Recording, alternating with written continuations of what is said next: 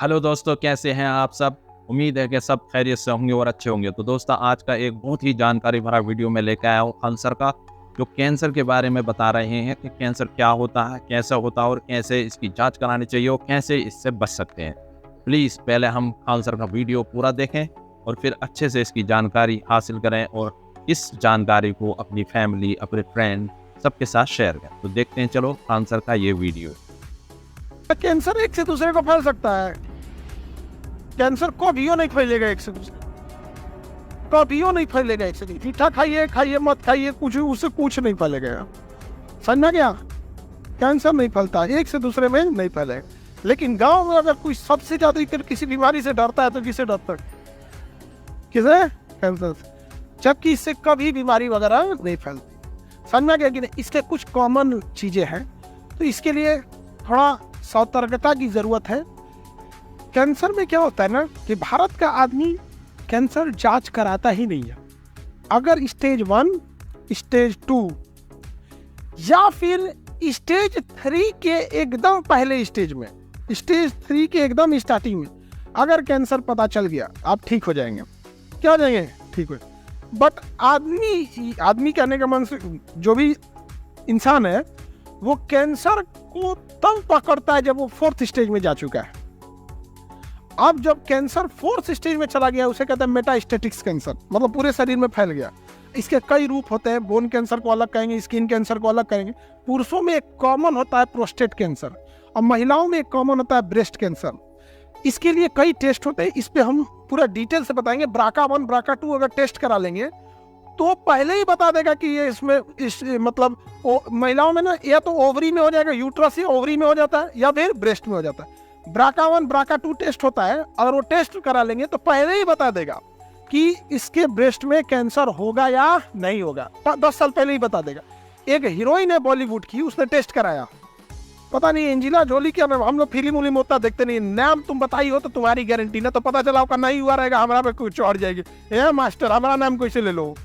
नहीं समझ, इसीलिए देखते हो हम उसका नाम नहीं लेते, बहन बोलते हैं उसको। नहीं समझ आया?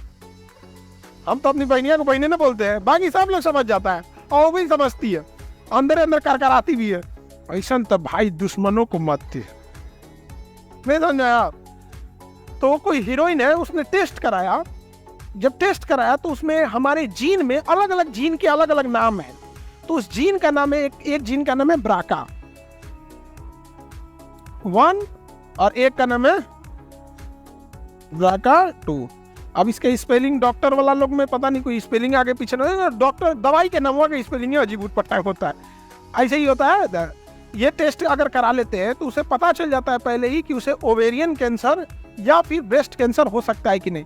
तो एक बॉलीवुड की कोई हीरोइन थी, उसने चेक कराया तो उसे कैंसर था ही नहीं और ना ही कोई कैंसर के लक्षण थे। बट उसने अपने ब्लड टेस्ट से ये BRCA1 और BRCA2 नाम के जीन को डिटेक्ट कर लिया और यही जीन ससुरा ट्यूमर बना के कैंसर बना देते हैं। इसमें हाईली टेंडेंसी होती है इस सब टाइप के जीन में। इस टेस्ट से ये संभावना पता चल जाता है। बाकी आगे मेडिकल चीज क्या है वो डॉक्टर उसको बेटर समझेंगे। एक आप लोग एक लेमैन के हिसाब से बस इतना ही समझ सकते हैं ना कि हाँ, इससे उसने ना होने से पहले ब्रेस्ट ऑपरेशन करके सर्जरी से हटा दिया। ओवरी वगैरह भी अब पूरी डिटेल कोई अपना मेडिकल डिटेल तो देगा नहीं, लेकिन पहले ही उसे कैंसर था ही नहीं, बट उससे पहले ही हटा दिया। सोचिए कितने ज्यादा जागरूक है सब। समझ में? भारत में महिलाओं लोग में ब्रेस्ट कैंसर कॉमन है, तो एक मशीन आती है मेमोग्राफ, वो 2 साल पहले बता देती है। सोचिए कैंसर होने के 2 साल पहले कैल्सिफिकेशन से ही स्थिति में बताने लगता है कि आपको कैंसर हो सकता है या नहीं हो सकता है। कल्पना करो कि जब हम कहते हैं कि स्टेज 2 और स्टेज 1, अगर स्टेज 1 में है तो डॉक्टर कहता है कि मेरे हाथ में, हम ठीक कर देंगे। स्टेज 2 में है तो कहता है कि हम 90% लेते हैं, ठीक कर देंगे। सोचो अगर वो करा ले तो 2 साल पहले ही पता चल जाएगा। लेकिन हमारे यहाँ क्या होता है, डायग्नोसिस पे कोई ध्यान नहीं देता है, इलाज पे ध्यान देते हैं। इलाज पे ये जो गुटखा उटखा खाते हैं ना, जो गुटखा पहन, इससे माउथ कैंसर होता है। सरकार कहती है इससे इनकम होता है, टैक्स मिलता है। सरकार को गुटखा से जितना इनकम होता है उससे 15 गुना ज्यादा उस गुटखा से होने वाली गंदगी के सफाई और उस गुटखा से होने वाले कैंसर के इलाज में खर्चा होता है। धन्य है हम भारत विश्व विजेता विश्व गुरु, जिसको इतना साधारण गणित नहीं आता है कि जिस जहर को बेच रहे हैं उससे 1 रुपया मिल रहा है, तो उसके जहर के प्रभाव को खत्म करने के लिए 15 रुपया लग रहा है। अभी हमने एडवर्टाइजमेंट का पैसा जोड़ा ही नहीं है कि सरकार एडवर्टाइज करती है गुटखा छोड़िए गुटखा छोड़िए।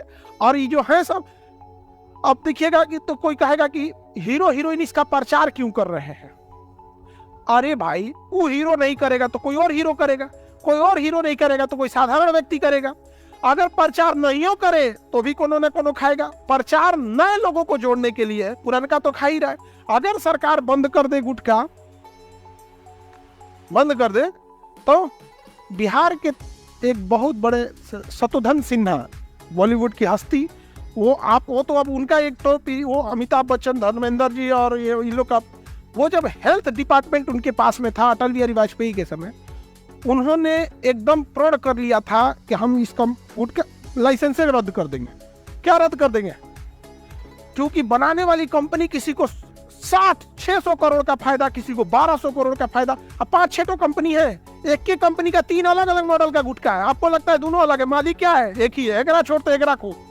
उन्होंने एकदम डिसाइड कर लिया था। यहाँ पे उनका मंत्रालय चेंज करा दिया गया। नहीं समझ रहे हो? क्या चेंज हो गया? मंत्रालय। अब क्या करिएगा? कितना?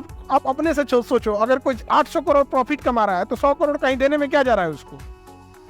देख रहा है कि आदमी बैठ जाएगा तो नासी देगा यहाँ पे। इसीलिए कहा जाता है एक बिहारी 100 बार।